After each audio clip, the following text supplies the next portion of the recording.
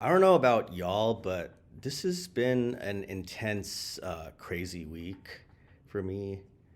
And it's weird just because I had actually marked off this week as particularly chaotic for this year.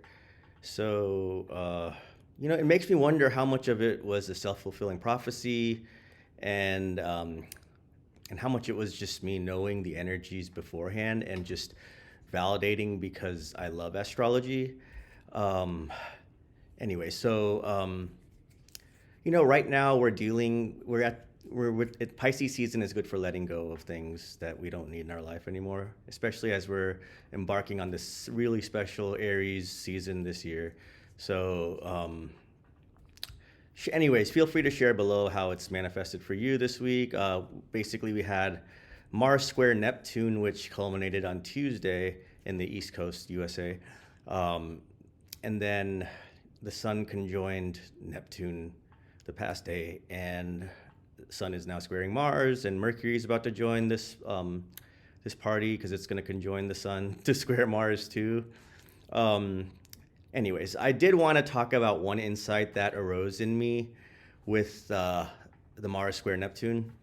Even though Neptune in Pisces actually has the overcoming square to Mars in Gemini, since Neptune is at home in Pisces and overcoming Gemini, because of that's how overcoming works. Like with planets in Gemini or planets in Pisces overcome planets in Gemini because it comes earlier in the signs. But my insight was actually something that Mars in Gemini provided me with. So here it is. Like basically, Neptune is glamour, and Mars helped me realize like how to cut through some of that glamour that we all have attachments, right? And I had certain attachments to certain things, certain types of glamour, and deep down there is within me, within every situation, truth. Truth is beauty, really. The truth of any situation is beauty, and the beauty of any situation is its truth. And it's not the beauty which is the glamour of the ocean at sunset. It's not that. That's not really true, and that is the beauty of an illusion or the illusion of that beauty. But there is deeper than all of that, the truth, the spiritual truth of who I am, the essence of me when applied to all my situations will create beauty.